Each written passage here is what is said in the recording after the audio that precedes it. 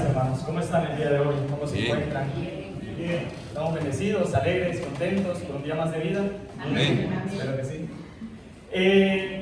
Es un gusto poder estar nuevamente aquí con ustedes, poder compartir este mensaje. Pero antes de eso, me gustaría darles unos pequeños saludos de parte de los hermanos de la Trinidad, de allá de Catacama, Solancho, que es donde estuvimos asignados. Y cuando llegamos allá, de alguna forma estuvimos buscando esa congregación para poder ir, porque sabemos que nuestra hermana Gloria viene de allá junto con nuestro hermano Noé. Bueno, allá por ahí se conocieron y ahí más o menos nos contaron una pequeña porción de su historia. Entonces, mientras estuvimos allá, tuvimos la oportunidad de estar, de reunirnos ahí. Y bueno, claramente mandan saludos para la iglesia y para también la familia de nuestra hermana Gloria. Así que nuestro hermano Noé, espero pueda dárselos de parte de la iglesia. Y bueno, pasando de eso, ahora sí vamos a entrar a lo que es el tema del día de hoy. En el Antiguo Testamento había ciertas leyes, ciertas normas que estaban estipuladas y tenían que cumplirse. Pero en una de esas, entre todas esas leyes, una de las más relevantes, por decirlo así, y es la que podemos ver en lo que es en Levíticos, es sobre los holocaustos, sobre las ofrendas que se le daban a Dios. En Levítico, en el capítulo 1 al capítulo 7, hay una diferencia, hay diferentes tipos de holocaustos, hay diferentes tipos de ofrendas que se realizan a Dios. Vemos en el capítulo 1 cómo mencionan los holocaustos, capítulo 2 las ofrendas, 3 ofrendas de paz, 4 ofrendas por el pecado. Estamos en Levíticos capítulo 4. Capítulo 5 sigue hablando sobre el pecado. A mitad del capítulo 5 habla sobre las ofrendas expiatorias. Y el versículo 7 continúa con lo mismo. Y a mitad del capítulo 6 habla sobre la ley de los sacrificios. Y vemos cómo es que en cada una de estas leyes se menciona, y a profundidad, si usted tiene tiempo en su casa de leerlo, cómo se menciona diferentes tipos de sacrificios que se le tienen que dar a Dios.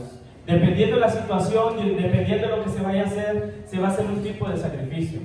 Sin embargo, en estos sacrificios o en estos holocaustos que se le daba al Señor, era el más importante, por así decirlo, sobre el hacerlo de la oveja, del animal perfecto, sin mancha. Y esta se refiere más que nada el holocausto o el sacrificio, es decir, que vamos a quemar el animal completamente. Aquí en los capítulos se puede mencionar cómo es exactamente el proceso al momento de hacer una ofrenda, al momento de hacer un holocausto. Cómo es detalladamente qué es lo que se le tiene que hacer el animal, cómo se tiene que preparar el altar. Todo está a profundidad y detalladamente cada uno de ellos. Y no vamos a entrar en detalle porque no es el tema o es el enfoque, pero sí va relacionado sobre el sacrificio. Después de eso, vemos que el enfoque o el punto principal de lo que es el sacrificio eran, por así decirlo, dos aspectos muy importantes. Primero, porque era una adoración hacia Dios. Era la forma de cómo se le servía, cómo se le adoraba, porque Él lo pedía. Él quería que así se le adorara. Pero también, la otra aspecto de por qué se le daba eso, era porque era la forma, por así decirlo, de borrar los pecados. Una llamada expiación. Y esa expiación consistía en que al momento de sacrificar el animal, la persona que lo estaba haciendo como que le ponía las manos sobre la cabeza con fuerza.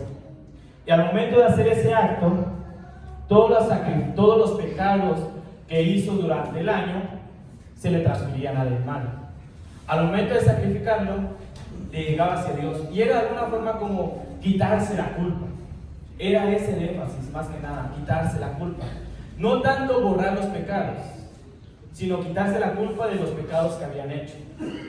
Ese era el punto principal de ese holocausto. Sin embargo, vamos a Filipenses capítulo 2, versículo 7. Filipenses capítulo 2,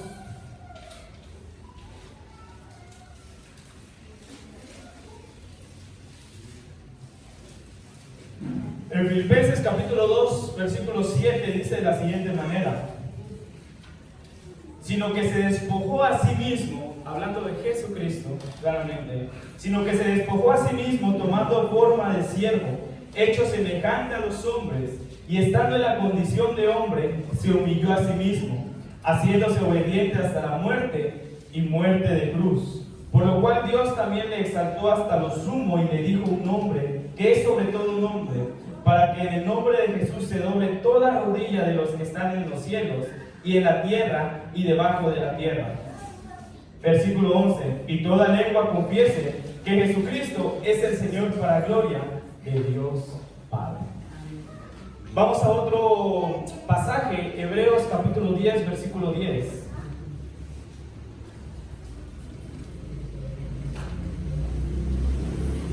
Hebreos 10, 10.